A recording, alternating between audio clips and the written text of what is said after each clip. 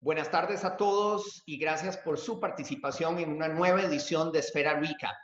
El objetivo de este espacio es ponernos a disposición de nuestros clientes y amigos para presentarles temas de actualidad relacionados con la emergencia nacional que estamos viviendo.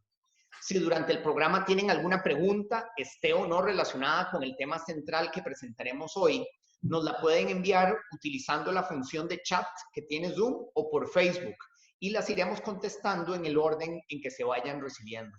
Este espacio está programado para que dure aproximadamente 30 minutos. Si al final quedaran preguntas sin responder por falta de tiempo, se las contestaremos offline. En virtud de la pandemia, una de las medidas más importantes impuesta en todo el mundo fue el distanciamiento social. Esto hizo que cambiara radicalmente la forma en que estábamos acostumbrados a vivir. El contacto físico y la comunicación presencial se han reducido al máximo, obligándonos a utilizar otras formas de comunicación basadas principalmente en el uso de la tecnología.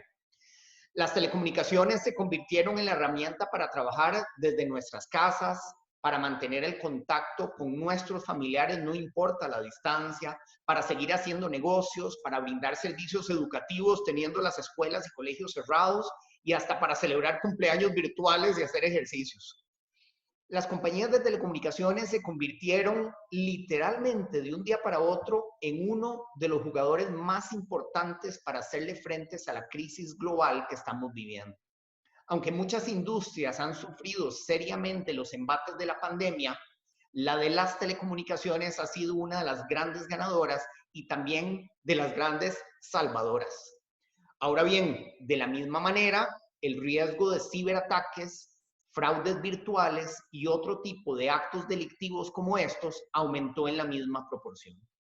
Para conversar sobre este tema, en el Esfera Recap de hoy, tenemos el honor de contar como invitado especial a don Luis Adrián Salazar, ministro de Ciencia y Tecnología de nuestro país. Bienvenido, ministro, y muchas gracias por acompañarnos el día de hoy.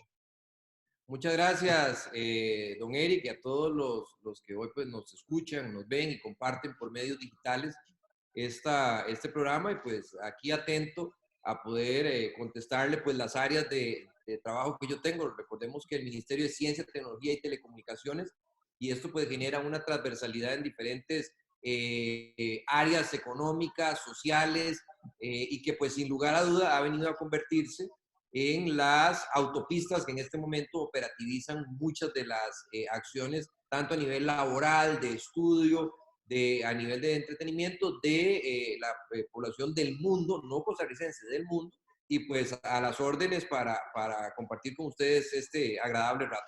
Muchísimas gracias, ministro. Quizás empecemos con una pregunta general para ubicarnos, si es posible, estadísticamente, ¿cuál era la demanda en Costa Rica de servicios de telecomunicaciones de previo al COVID-19? ¿Cuál era nuestra situación en materia de uso de tecnología y telecomunicaciones? Me voy a permitir leerles acá unos datos que me pasaron ahora para que ustedes vean lo que ha ocurrido. En suscripciones a telefonía móvil prepago teníamos más o menos 6 millones, la cantidad de líneas activas, ¿verdad? 6 millones de líneas, teníamos una penetración por cada 100 habitantes del 126%, una cantidad de líneas activas postpago de 2.200.000, eso más o menos alcanza para 8 millones y medio aproximadamente de líneas celulares, una penetración por habitante de 170%. En suscripciones fijas teníamos 834.000, una penetración por cada 100 habitantes de 18% aproximadamente. En suscripciones a Internet móvil, pues ya les decía, y una penetración de telefonía móvil por 97%. Realmente esto nos ha generado dos cosas, Eric. Nos ha generado, uno, tenemos un país altamente conectado a nivel de telefonía celular, a nivel de telefonía, a nivel de operadores móviles.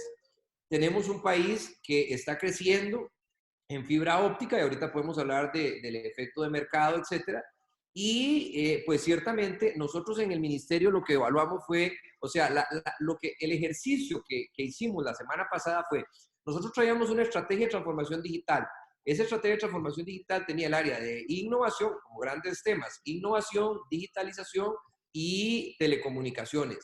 Con el COVID nos tocó tomar una serie de medidas, pero adicionalmente a eso nos ha servido para poder hacer una evaluación de la efectividad, para poder acelerar algunos procesos, potenciar algunos otros y dejar de lado algunos otros que tal vez en este instante pues requieren más tiempo para poder lograr tener, primero, haber podido absorber el impacto de un crecimiento tan grande de hace 4 meses a hoy. Hace 4 meses no teníamos la mayor cantidad de aviones en tierra, no estábamos confinados en nuestras casas. Además de eso, no era importante, no poníamos atención al indicador de cuántos muertos o enfermos había, y esta es la realidad hoy. Entonces, pues bajo todas esas circunstancias, tratamos de pues amortiguar el golpe en función de poder responder junto con todo el sector, la Superintendencia de Telecomunicaciones, la Cámara de Infocomunicaciones y todos los operadores a esta realidad que antes existía y que de una manera exponencial y vertiginosa, no solamente en Costa Rica, sino en el mundo, cambió abruptamente. Totalmente. Y pues Costa Rica ya, como bien nos lo comenta, ¿verdad? Llevaba varios pasos adelante, pero otros países estaban un poco más atrás. Muy probablemente la pandemia lo que hizo fue acelerar ese proceso de transición al mundo digital, ¿verdad? Muchos países que no estaban tan preparados. Mire, yo le digo una cosa, hay 2 factores acá. Primero, esta situación vista desde el punto de vista de análisis de lo que hemos hecho y de lo que nos falta por hacer, deja muy claros cuáles son los desafíos. Sin embargo, a nivel internacional, yo rescato algunas cosas. Primero, un sector de telecomunicaciones maduro. Y cuando me refiero a un sector de telecomunicaciones maduro, me refiero a un sector de comunicaciones que poco a poco el mercado, yo soy un fiel creyente de las alianzas público-privadas, del sector privado, de cómo nosotros poder generar condiciones para que el sector privado pueda desarrollarse de una manera efectiva. Y el mercado de las telecomunicaciones, vemos cómo hace 3 o 4 años se ofrecían, por ejemplo, paquetes al hogar de fibra óptica, o es más, incluso ni de fibra óptica, de cobre, de 2, 4 o 8 megas. Hoy vemos que se ofrecen 25, 50 y 100 megas. Ciertamente las redes han ido creciendo, se han podido ir trabajando en temas y pues obviamente desafíos existen en temas de infraestructura, o sea, en temas de regulación, de administración de espectro. Vimos lo que logramos el año pasado con el apagón analógico en la primera fase. Entonces, ciertamente todos estos elementos han venido a beneficiar desde el punto de vista de infraestructura existente en telecomunicaciones. Pero adicionalmente a eso, ha existido una capacidad, y retomando lo que usted me decía, de poder generar una aceleración muy rápida para poder digitalizar procesos, para poder digitalizar de manera efectiva el teletrabajo. Y adicional, que a mí me ha sorprendido es la capacidad que hemos tenido como costarricenses de poder ser susceptibles al cambio de una manera positiva.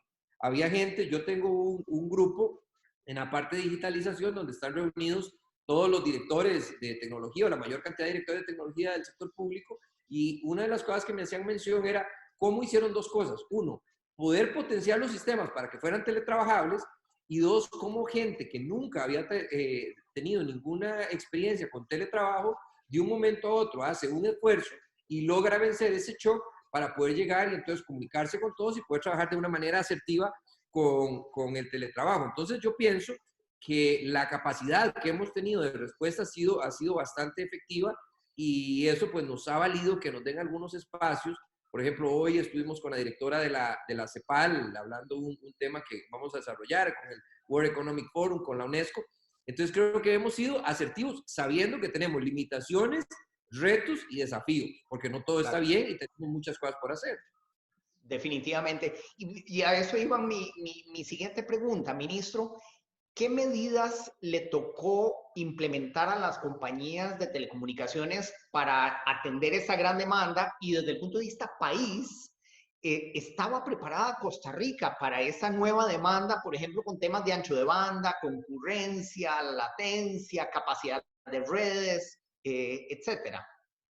Para prueba, lo que estamos haciendo en este momento. Para prueba, lo que estamos haciendo en este momento. ¿Qué ocurrió? La primera semana, las primeras 2 semanas aumentó como un 30% el consumo, el patrón de consumo de Internet, sobre todo el Internet fijo, porque mucha gente se fue a teletrabajar.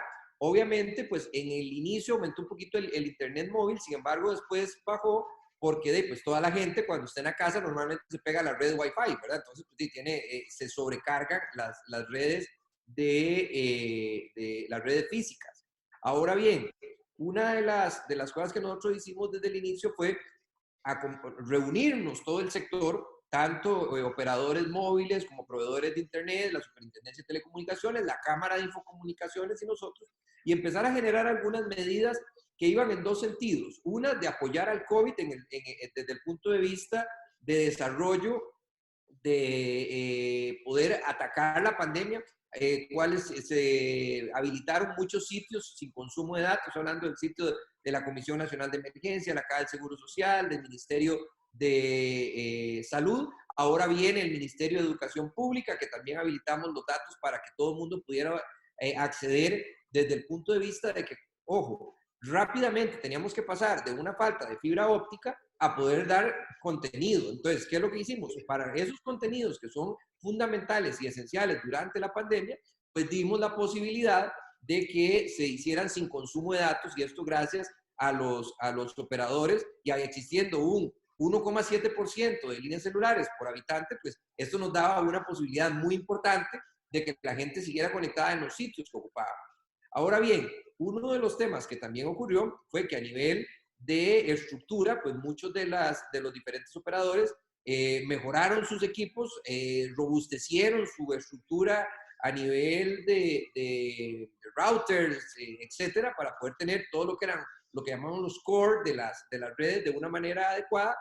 Pero igualmente hubo un hito, y este hito yo no quisiera pasarlo por alto, y es cuando logramos que todos los operadores estuvieran en un IXP, que es un centro de intercambio de contenido en Costa Rica, lo cual nos llevaba a nosotros a poder lograr que de una forma adecuada pudiésemos tener la posibilidad de que en ese centro de intercambio de datos neutral, todas las diferentes proveedores se conectan, y entonces el tráfico no tiene que ir fuera del el país.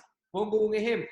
Si usted tenía un operador X y yo tenía un operador y existía, y usted y yo estábamos haciendo una llamada como esta, por Zoom o por WhatsApp, muy probablemente cada vez que yo hablaba, ese contenido iba hasta Estados Unidos, se intercambiaba con otras redes y bajaba hasta su persona. Actualmente, en el punto de intercambio, el IXP que está funcionando es el de NIC Costa Rica, y entonces lo que pasa es que todo ese intercambio de contenido se da a nivel del país, y esto entonces libera capacidad internacional, que de por sí era uno de los elementos que ya habían hecho los operadores, de aumentar su capacidad internacional, libera capacidad internacional, nos da mayor autonomía de intercambio de información, y además de eso nos da mayor seguridad. Entonces, este punto realmente fue un hito dentro de todo este proceso para poder lograr asimilar esos patrones que pues crecían de una manera acelerada en cuanto al consumo de Internet. Correcto, ¿no? Realmente impresionante y de orgullo, ¿verdad? Sin duda que Costa Rica en este tema y en otros relacionados con la pandemia hemos sido un ejemplo y líder en la región. Mire, perdón que me interrumpa, porque es que claro. Dijiste algo que para mí es fundamental, y es, yo creo que estamos demostrando la capacidad que tenemos los costarricenses de poder tener un nivel de digitalización, de telecomunicaciones, de investigación, de desarrollo lo suficientemente robusto para que sea muy rápido y tengamos una serie de autosuficiencia tecnológica, etcétera, que nos va a llevar a un punto de inflexión. Y ese punto de inflexión es el punto que nosotros lo estamos llamando a nivel interno como el IP, ¿verdad? Como el inflection point, porque resulta que nosotros en este instante vemos que no podemos parar como país, o sea, no podemos detenernos como país de seguir creando un desarrollo, un direccionamiento del desarrollo económico de este país si no es basado en el talento, en el conocimiento, en la innovación. Entonces, esta situación nos enseña a nosotros cómo de una manera asertiva podemos enfrentar el COVID, luchar contra el COVID fuerte, pero sin dejar de lado todos estos esfuerzos que hacemos para pues, seguir teniendo una Costa Rica innovadora, digital, y además de eso nos damos cuenta que somos capaces de mucho más de lo que ya habíamos hecho. Absolutamente, no, realmente impresionante. Y retomando ese tema, ministro, del talento, claramente la crisis ha generado un nivel de desempleo muy importante, ¿verdad?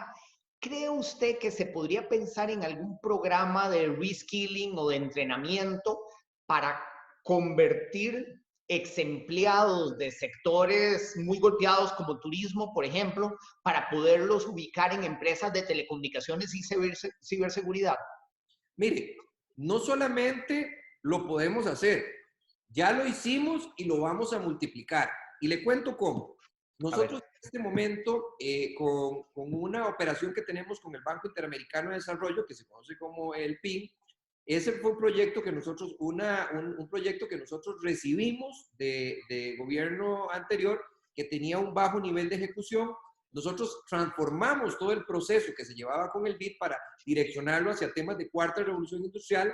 El año pasado logramos capacitar 513, dimos 513 becas que son becas cortas para temas como inteligencia artificial, ciberseguridad, data science, etc.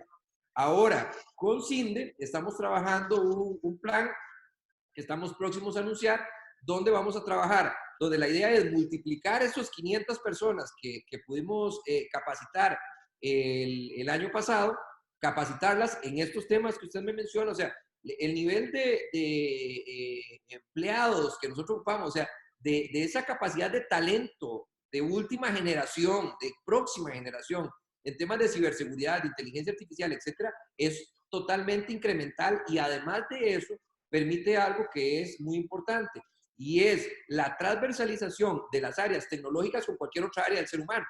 Entonces, la potencialidad de formar estas personas, pues nos lleva a nosotros a poder proponer un cambio en el paradigma de capacitación y reskilling de las personas tal y como lo mencionas. Pero adicionalmente, esos son cursos que duran un poquito más, duran de 9 a 10 meses. Pero adicionalmente estamos sacando en pocos días bootcamps que son de muy corta duración para poder desarrollar un área específica de trabajo en estas áreas totalmente disruptivas.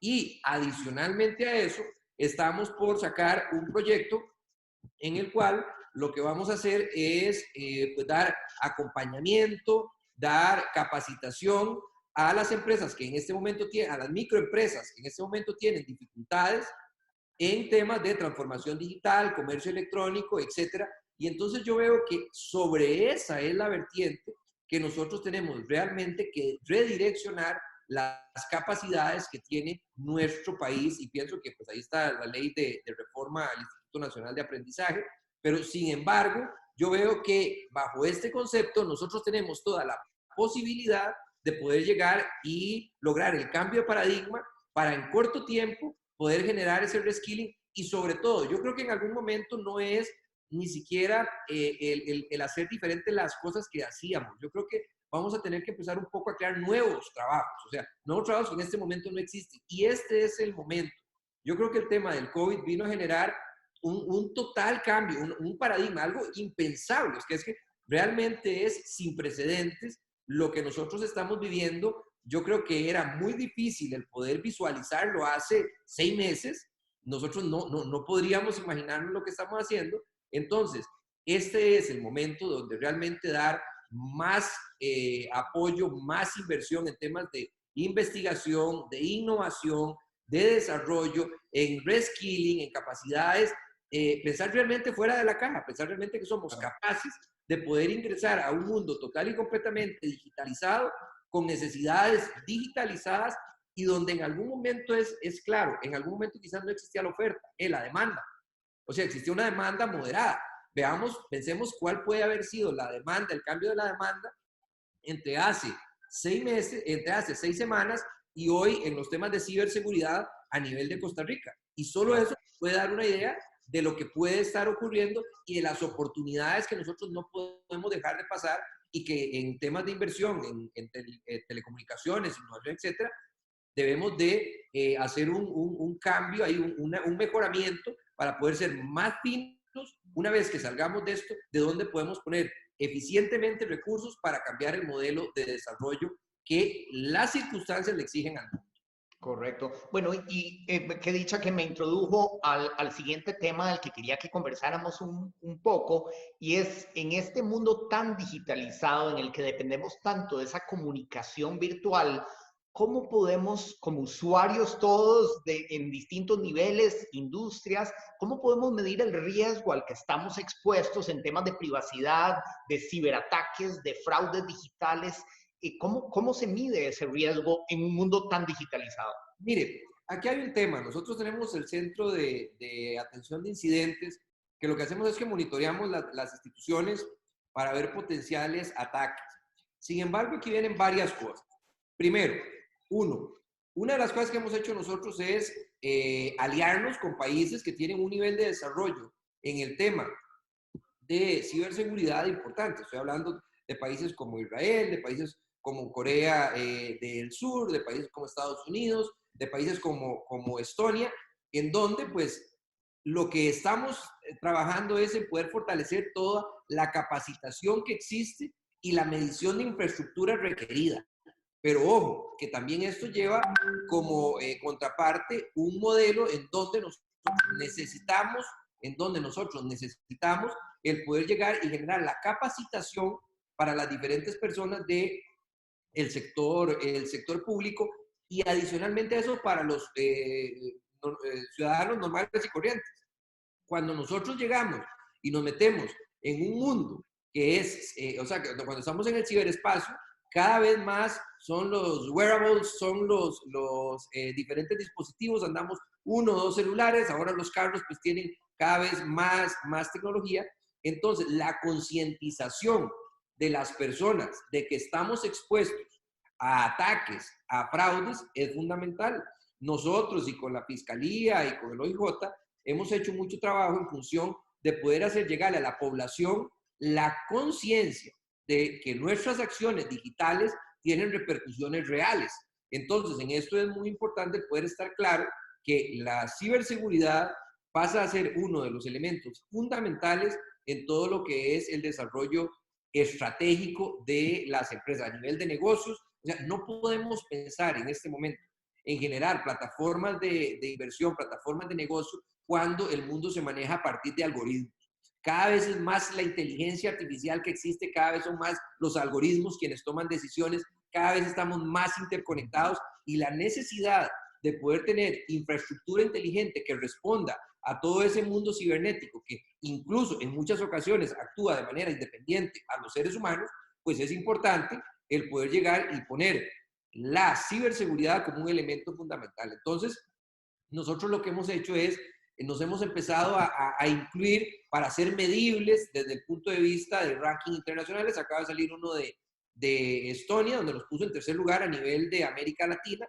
Y entonces nos hemos empezado a meter en esto, en el tema de la OCDE, en los diferentes, el tema del web, etcétera, porque creemos que no podemos pensar en una sociedad digitalizada, interconectada, si no tenemos la capacidad de estar protegidos a nivel de la ciberdelincuencia y los ciberataques, y hay que tener algo claro.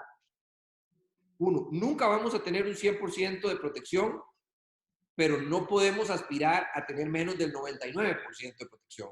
Así es que yo creo que esto es un esfuerzo conjunto y aquí estamos metiendo muchos recursos porque sabemos que esta es los nuevos accidentes y las nuevas situaciones de incidentes que se dan en las carreteras ahora se van a dar en las carreteras digitales y por eso tenemos que tener protegidos a todos, desde los adultos mayores hasta los niños y para eso tenemos diferentes programas en diferentes niveles de sofisticación o nivel tecnológico para que todos estemos trabajando en la dirección correcta. Absolutamente. Y ya contamos con herramientas de ciberseguridad, ministro. Claro, existe, vamos a ver, nosotros tenemos un código, vamos a ver, nosotros tenemos varias cosas. Primero, tenemos un código de tecnologías digitales que lanzamos el año pasado, donde en 6 áreas dice cuáles son los elementos esenciales que debemos de, nosotros, bajo el principio de neutralidad tecnológica, aspirar a nivel tecnológico, y ahí viene un poco. Tenemos un protocolo de atención de incidentes en donde, pues, si cuando nos damos cuenta de que ocurre un incidente informático, podemos responder de manera asertiva, podemos lograr comunicar de manera asertiva que se dio un incidente. Adicionalmente a eso, pues tenemos un CECIR, que es el centro de monitoreo, que estamos fortaleciendo desde el punto de vista de infraestructura, buena capacitación para los diferentes funcionarios que participan, una estructura de coordinación entre las instituciones, y aquí entra como de nuevo, o sea, entra la parte preventiva, entra la parte del delito, entra la parte de investigación, entra la parte tecnológica, entra la parte social, y lo que hemos estado trabajando es en poder coordinar todo eso. Obviamente, en esto, Eric, hay que ser claro, existen muchos desafíos, pero Claro. también vemos cómo, pues tenemos una ventaja de que aunque existen muchos desafíos, no han sido tan grandes los ataques que hemos podido tener y poco a poco hemos ido respondiendo, lo cual no significa que no estamos expuestos a poder sufrir un ataque en cualquier momento, pero yo creo que la comunidad de desarrollo de ciberseguridad en Costa Rica ha ido creciendo. Tenemos un clúster de ciberseguridad que estamos trabajando, donde está la academia, en donde está el sector público, el sector privado, para poder generar los desarrollos que se ocupan desde el marco regulatorio, infraestructura y capacitación. Entonces, cada vez más, para mí, el modelo de gestión de la ciberseguridad no solamente representa un reto desde el punto de vista tecnológico, sino también una oportunidad desde el punto de vista económico, porque tenemos capacidades que se están desarrollando, grandes empresas. O sea, aquí hay 2 o 3 empresas transnacionales que tienen sus centros de ciberseguridad para América Latina en Costa Rica.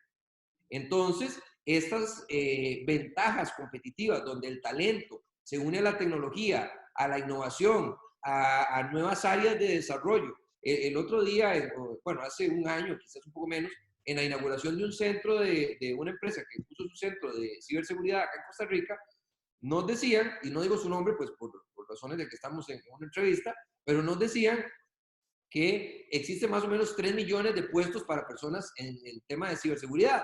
Entonces, aquí es donde nosotros nos damos cuenta, y por eso entonces tratamos de orientar los temas de empresa, los temas de formación y los temas de infraestructura hacia un tema de ciberseguridad y obviamente, nuevamente, el tema de la concientización, porque muchos de nosotros, no importa el nivel académico ni el nivel de sofisticación en cuanto a preparación académica, ni mucho menos, muchos hemos sido, hemos estado expuestos a ciberataques, hemos estado expuestos a estafas telefónicas y un gran amigo mío estadounidense que trabaja en el tema de ciberseguridad me dijo que el otro día casi cae en una trampa por medio de un phishing, de una página falsa que le llegó, y entonces nos damos cuenta que el tema de que nosotros estemos bajo una cultura para poder medir el riesgo y los potenciales problemas que podemos tener en el ciberespacio son fundamentales. Claro. Ministro, para aprovechar los últimos minutos que nos quedan, pensemos en el día después. Pasamos a esta etapa difícil, sabemos que tenemos que aprender a vivir con el COVID-19, ¿verdad? Pero digamos, pasamos a esta etapa complicada, se van flexibilizando las medidas cada vez más. ¿Qué cambios podríamos esperar, por un lado, de los consumidores de servicios de telecomunicaciones, de los patrones de conducta, los intereses, la forma de actuar de las personas? Y por el otro lado, ¿qué cambios podríamos esperar en la industria como tal de telecomunicaciones? 5G, inteligencia artificial, movilidad, Internet de las cosas, digamos, a raíz de todo lo que estamos viviendo ahora, veamos hacia el futuro qué cambios podríamos esperar del consumidor y de la industria. Mire, yo creo que eso podemos ver un claro ejemplo en... yo vivo en Puriscal y entonces normalmente yo me vengo como a las 6 de la mañana para estar tipo 7:30 en la oficina, a veces 8 de la mañana, dependiendo de la hora que me venga. Actualmente me vengo a las 7 de la mañana y llego aquí antes de las 8 de la mañana. El mundo del día después, que yo creo que aquí no es que estamos, ¿cómo se llama? No es que vamos a experimentar un cambio, es que el cambio ya se dio. Sí. Y el cambio se dio y ya hay menos carros en las vías. Ya hay más gente en sus casas. Ya hay más empresas que se han dado cuenta que el nivel de productividad es más alto cuando la gente trabaja en las casas. Ya hemos visto cómo el sector público se atrevió y dio el paso. Ya hemos visto cómo la gente ha sido capaz de innovar en una situación muy compleja para lograr llevar adelante todos sus proyectos e incluso repensarlos. Yo creo que en este instante, y obviamente lo podemos ver desde dos puntos de vista, desde el punto de vista económico, desde el punto de vista tecnológico, social o educativo, que yo son como los 4 ejes que veo. Yo veo una industria creciente y bollante en el sentido de la necesidad de poder dar más infraestructura, la posibilidad de dar más capacidad y de ahí pues un esfuerzo de parte de las instituciones para dar las capacidades que ellos puedan hacerlo en cuanto a infraestructura, gestión de espectro, entre otros. Pero sobre todo veo una posibilidad en este instante de poder acelerar lo que iba a ocurrir ya muy rápidamente en 5 años, en 2 o en 3.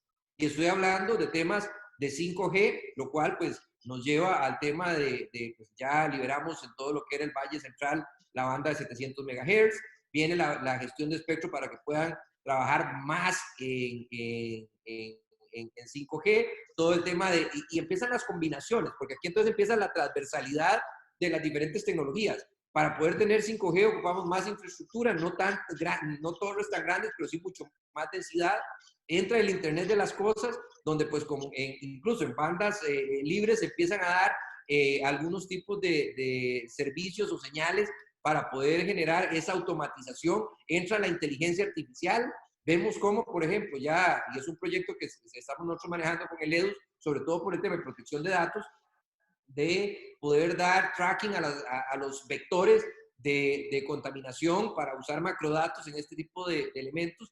Entonces, el cambio no se va a dar, el cambio se dio. O sea, esto no es un odisea en el espacio o no es, incluso ahora en la mañana conversaba yo con alguien que cuando leemos a Yuval Noah Harari en Homo Sapiens, Homo Deus y 21 consejos, nosotros lo veíamos como muy futurista o incluso como lo veíamos como dimensionado hacia el frente. Sin embargo, cada vez es más cercano y entonces yo veo un mundo mucho más digitalizado, pero como lo hablábamos hoy en la mañana, que es mi mayor preocupación en este instante, y lo hablaba con la directora de la CEPAL, Alicia Bárcenas, que estamos organizando un foro, Costa Rica preside en la figura del ministro de Ciencia y Tecnología, el Consejo de Ciencia y Tecnología de la CEPAL. Entonces estamos planeando un foro, porque lo que más me preocupa a mí es en este momento el que logremos ese cambio, pero logrando equidad, para que podamos ser capaces de lograr equidad, porque si no, las brechas que se pueden abrir son muy grandes y en este momento estamos viendo situaciones muy complicadas que nosotros no podemos permitir que sigan ocurriendo. Y eso solo se da con inversión público-privada, con las alianzas entre el sector público, entre la empresa privada, generar condiciones para que la empresa privada tenga la posibilidad de hacer mayor inversión, la posibilidad de generar talento disruptivo a nivel de Costa Rica, poder ser capaces de pensar e innovar más, de ser más susceptibles, o más bien al revés, ser menos susceptibles al fracaso de la innovación. O sea, en los grandes países que tienen inversiones y que han logrado cimentar su economía en startups o en empresas nuevas, ha sido a partir de poder lograr no castigar el fallo, el poder nosotros tener una inversión en investigación y desarrollo que permita el fallo, que permita que las empresas generen innovación y puedan fallar, porque los procesos del éxito no vienen más allá de una sumatoria de fallos consecutivos que hemos dado. No tiene ningún sentido innovar. Entonces, por ahí es donde yo veo, no el día después, veo el hoy. Por eso es que te decía que nosotros vemos como el punto de inflexión cuando ocurrió la pandemia, para poder nosotros desarrollar y darnos cuenta qué cosas debíamos reforzar y qué cosas debíamos acelerar. Sí, muy interesante, ministro. Desafortunadamente se nos ha acabado el tiempo, pero muchísimas gracias por esta entrevista tan interesante, tan valiosa y por participar en nuestro programa de Esfera Recap. Muchas gracias a todos por su participación. Recuerden que tenemos este espacio abierto para sus consultas y mantenerlos informados con lo último y novedades legales. Siéntanse en libertad de compartir con quienes ustedes quieran las invitaciones de nuestro programa, porque son abiertas al público en general. En la pantalla les compartimos nuestros correos por si tuvieran alguna pregunta adicional, inclusive al ministro, nosotros la evacuaríamos con él. Para nuestro próximo programa, la próxima semana, el 6 de mayo, tendremos una entrevista muy interesante con la ministra de Comercio Exterior, Diala Jiménez, para conversar un poco de los efectos de la pandemia y la crisis en los procesos de exportación e importación en Costa Rica, los temas de logística y de transporte internacional. Muy interesante. Así que los invitamos para que se nos unan en nuestro próximo programa. Muchas gracias, ministro, nuevamente. Fue un verdadero gusto y muy interesante. Muchísimas gracias, ministro. Nuevamente, gracias a todos y nos vemos en nuestro próximo programa. Hasta luego.